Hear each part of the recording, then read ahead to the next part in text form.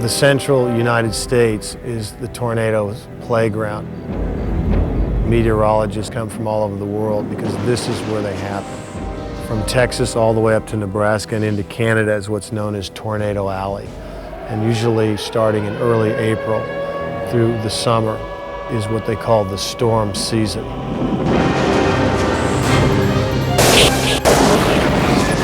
Everybody underground now!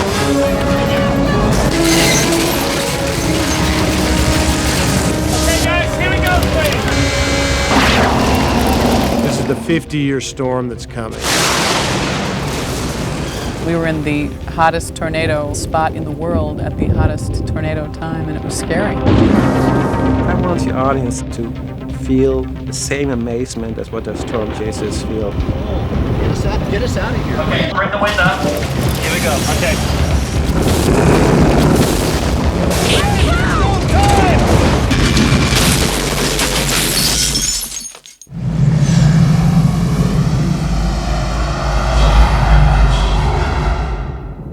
In the summer of 1995, during the heat of storm season, the director of Speed, Jan de Bont, along with producers Kathleen Kennedy, Michael Crichton, and Ian Bryce, set out to capture the dark side of nature on film. The result is Twister, the latest film from Steven Spielberg's Amblin Entertainment. It tells the story of two recently separated meteorologists, played by Helen Hunt and Bill Paxton, who were brought together again by the threat of the 50-year storm, a deadly system that threatens to drop multiple tornadoes into central Oklahoma.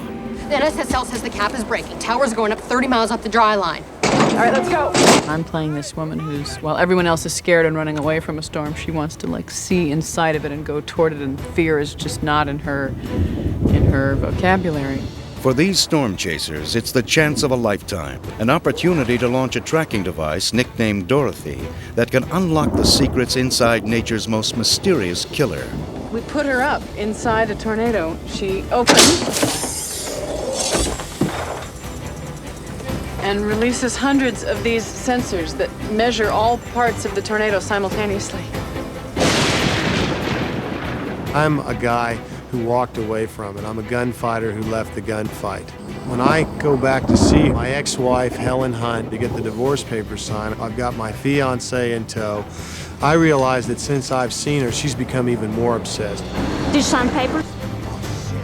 She didn't? Come on, we can still catch him. Bill, glad you're back! I'm not back! I sort of hold them ransom if he goes on this one final chase with me. Dusty, the battle zone should be northeast of 81. Wait a minute, the battle zone? Billy, what are we doing? We're going again. It's very fun to get to play a relationship that's already fueled by a lot of rage and love and a mixed bag of emotions. Okay, guys, let's go get it. Add to this mix a rival storm-chasing team headed by Carrie Elways, dead set on getting to the Twister first, and you have the makings of an incredible, terrifying ride. It's that cat and mouse chase with the weather, with this great ominous thing that these storm chasers deal with, and that's where the rush comes from. People tend to say that Speed was a very fast-moving picture. I think this one is a little quicker.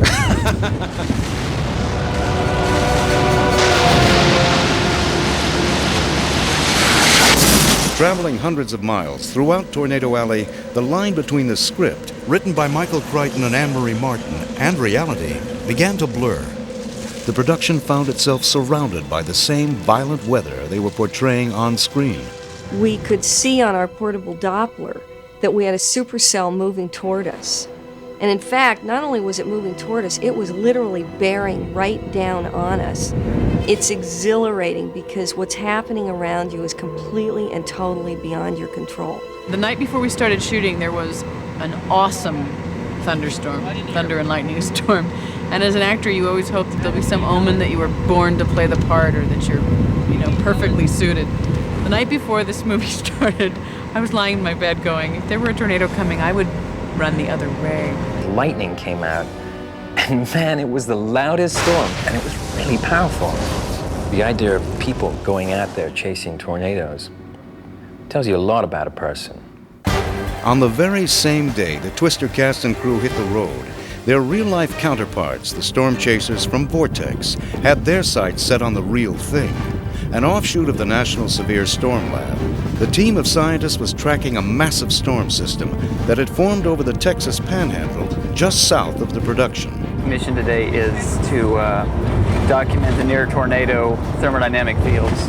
Using a caravan of 20 vehicles, 2 airplanes and a command vehicle manned by the team leader, Eric Rasmussen, the Vortex team was able to pinpoint the tornado's touchdown, a terrifying place where in the middle of the day, it looks like night. It's still too dangerous for us to get out. There's an adrenaline rush to doing all this. You know, some guys like to go and surf the Bonsai Pipeline. Some guys are into hang gliders. These guys are into chasing tornadoes. And it's almost like chasing a rogue murderer. It's one of the most terrifying sights a human being can witness. Almost 345 degrees. The tornado we saw Friday was so strong that it peeled the asphalt off of a highway and threw it 600 feet out through a field. Present telemetry, we need emergency crews here. Houses have been hit, over. Oh, get us out of here. I'm serious. I know. Not only have the storm chasers of Tornado Alley begun to unravel the physics behind the violent storms, through the increased use of video cameras, they have also captured some of the most terrifying images ever seen. It was this kind of urgency combined with the excitement of discovery that Jan de Bont wanted to capture in Twister. The production became its own storm chasing unit, ready on a moment's notice to move if the weather was right, or in this case, wrong. I wanted to have this real feel of it, almost like a documentary, that like those guys are really doing. They had this one day, and in this day they have to get there. And it gives it a very unique look to the movie. We're driving due east on a country road we've been on for about 6 miles.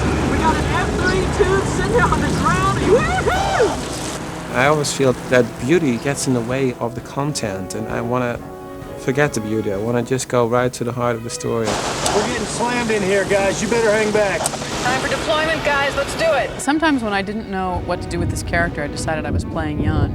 Just focused and fearless.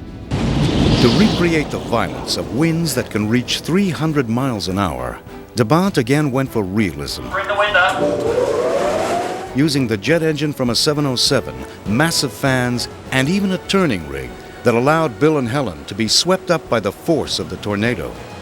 I knew reading the script it wasn't going to be, you know, like a easy picnic of a shoot. Here we go.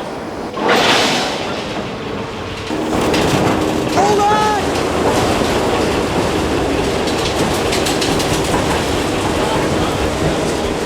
Hang on!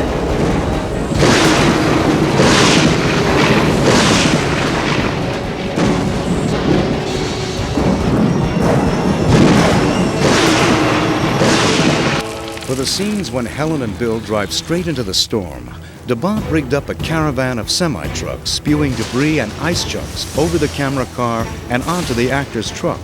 Just before the tornado happened, there's huge hailstorm. So I thought I have to have a real hailstorm scene in the movie. I wish I'd never thought about it. We couldn't get any hail in all of Oklahoma, so we had to import it from a neighboring state. We had like 4 or 5 40-foot trailers moving at the same time. 10 seconds later, all the ice is gone, all the debris is gone, and we have to go back to one. It took forever to shoot that scene. Stand by to roll. All right, guys, everybody knows the truck's going to be barreling right through here, so nobody should be close to the side of the road. Let's pull out, everybody, please. Everybody pull out. Ice out.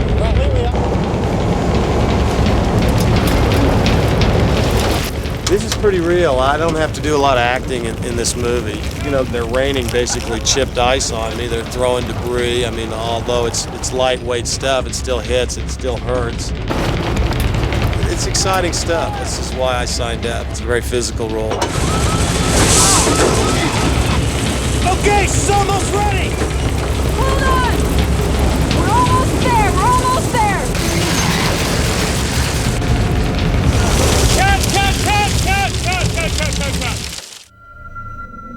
It really looks like the end of the world. They built a set using existing buildings and buildings they built for the establishing shot, and then they tore down. I'd say it was 7 square blocks, and they just reduced this place to rubble, and they had got literally cars and trees, and they copied a lot of famous tornado photographs. for blocks and blocks and blocks. We were walking through rubble up to our knees. It was just really bizarre. We need some hanging wires, electric power lines that can spark so that when we look this way behind them, there's this shower of sparks behind them.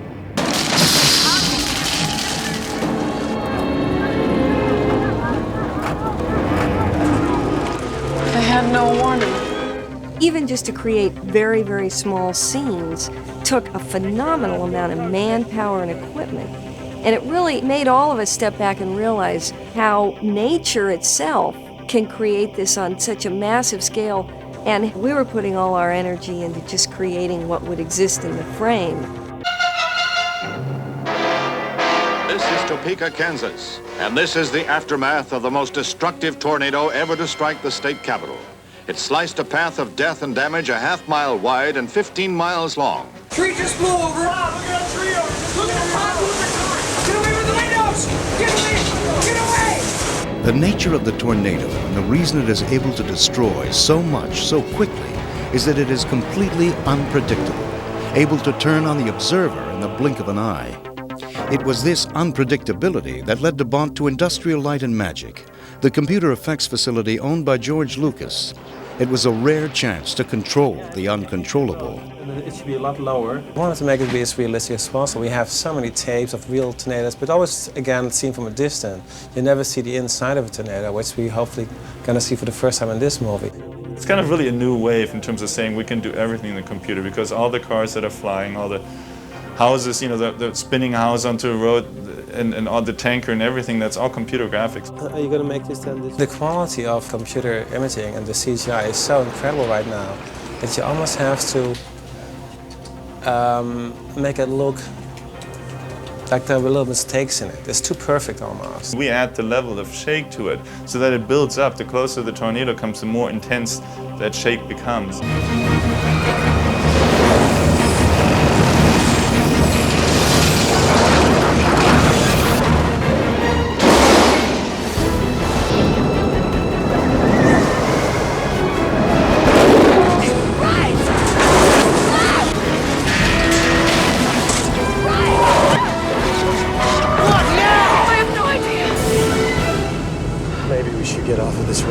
I think it's in the eye of the beholder, you know, whether it's a monster that's coming to get you or a force of nature to be listened to or something fascinating or something terrifying. I think what makes it a good thing to make a movie about is it's all of those things. If they just get 10% of that feeling, then you still will be enormous. It will be still fantastic. We as a society, people just in general have a innate fascination with these storms, these tornadoes are just so captivating to look at. And here we're throwing the audience right into the middle of them, and it's going to be a hell of a ride.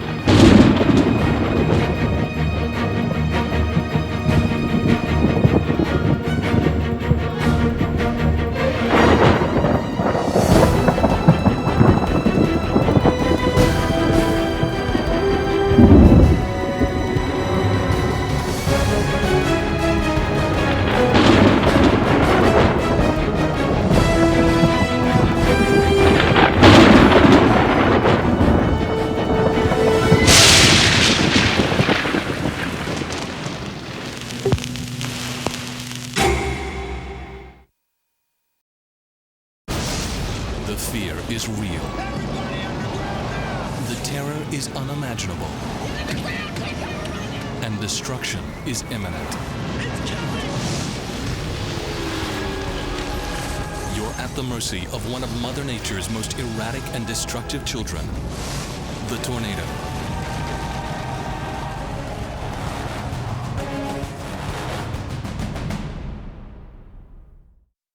Tighten your seatbelt.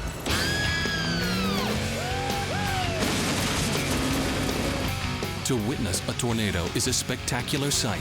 To live through its wake is another story. Join us as we take a thrilling ride into the eye of a storm.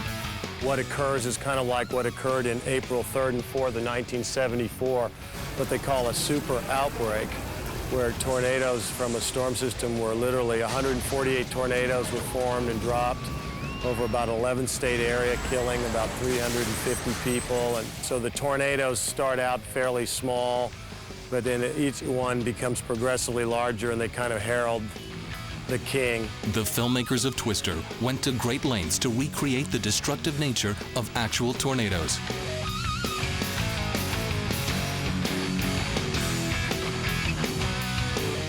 I wanted to get a very realistic look of it. I looked at tons and tons of films, of documentaries about those tornado chases and about what sort of tornadoes look like. And it's all very rough. And I wanted to get the feeling, you know, for the audience that they were really participating in this movie, that they were making the same kind of trip, you know, through all those wild circumstances to get there. The realistic environments created by the art and special effects departments enabled the cast to experience the violent unpredictability of a severe storm front. Just to walk around that and just see how close it looks to the footage that I've seen, it's uncanny. And I think even the locals are kind of stunned. They're like looking around, they're going, my God, I guess this is what would happen if a tornado hit us. What a movie like this does, it only gives you more respect for nature. Because as you're trying to duplicate just a little tiny scene, what it is you have to put into that to even come close to what the actual event would look like is phenomenal.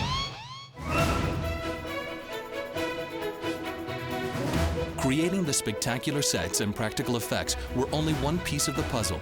Visualizing the various twisters that were called for in the script proved to be a formidable challenge.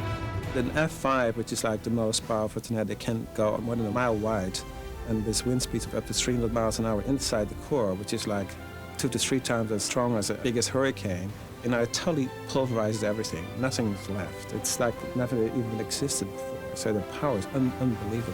What I think Jan has done to bring people as close to a tornado as you'd ever want to get without ever having to hurt yourself whatsoever.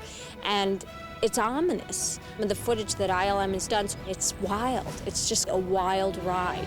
This challenge to create the over 300 intricate visual effect shots needed for the film was taken on by Stephen Fangmeyer and his fellow wizards at George Lucas's Industrial Light and Magic in Northern California. We have done a lot of testing before we started the movie because we wanted to make absolutely sure that you could do that in a realistic way. And the test turned out to be very good, very successful, and that kind of convinced us to make the movie, basically. Kind of another breakthrough, which is kind of nice, because the movie being shot in a documentary way, the effects has to have the same feeling to it. It's very, very hard to do. Before production began, painstaking research was conducted to make sure that the tornadoes depicted in Twister would look and react like their real-life counterparts. I think every sequence has a different looking tornado, and there's a lot of reference out there, and what we have found that hardly any tornado in that reference, which are mostly sort of home videos, unfortunately because quality isn't so great, that we can just imagine what the thing would look like if you ever captured anything on high quality film. But there's a lot of range out there, so we spend a lot of time looking at those tapes and figuring out, okay, what is interesting about particular tornadoes. It starts out as a line. A tornado would be much as its spine, sort of moving along, and we often determine the speed, the travel of it, also its sort of movement, how does it deform on this axis, animating just that spine, so to speak. And then we fill in with the particles the motion of the debris and the air molecules around that spine. Since a lot of our work previously has been that we model a certain surface, like a creature, like a T-Rex. Now with a tornado isn't really a confined surface like that, and it's just sort of dust moving around. You really have to show that it's made out of billions of trillions of little particles and have them all behave by a certain rule set with, of course, some turbulence built in. So it's really moving a lot of particles and clumps them together to make it look with the different color ranges to sort of make it look like debris.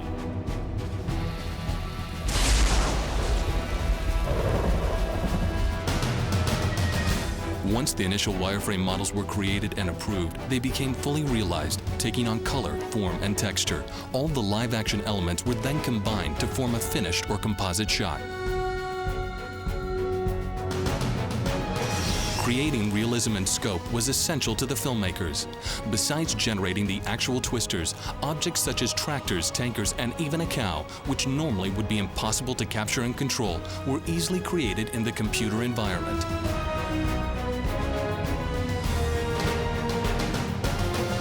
Sometimes, even Mother Nature needs to be pushed. ILM also enhanced numerous scenes, transforming picture-perfect shooting days into storm-filled ones. Each stage of the process was then presented to director Jan de Bont for his approval.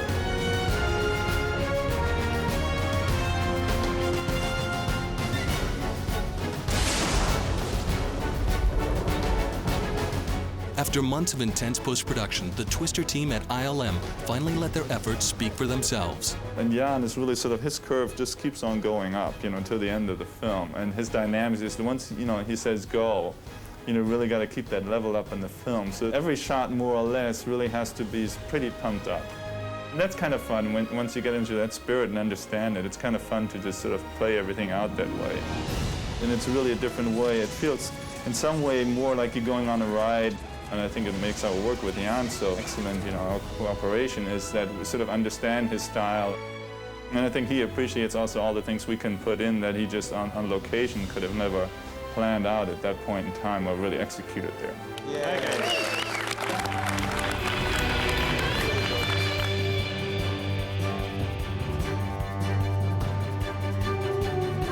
What makes Twister so exciting, I think, is the fact that tornadoes are unpredictable and they shoot down at any moment, and you're chasing it. You're basically chasing the weather. It's man against nature. You're basically driving that car at one point. You're one of those guys, the audience is one of those chasers, and trying to search for that tornado. It's like we all want to be close to danger. You don't get too close, but close enough so that we get the adrenaline going. I think whenever you can deal with phenomenal natural events, hurricanes, tornadoes, earthquakes, fires, things like that, we tend to think of them as being extraordinarily beautiful at the same time that they're extremely dangerous. And in this case, tornadoes are incredibly fascinating. And the minute you see the sky and the lightning and then the formation of a tornado, you can't take your eyes off it.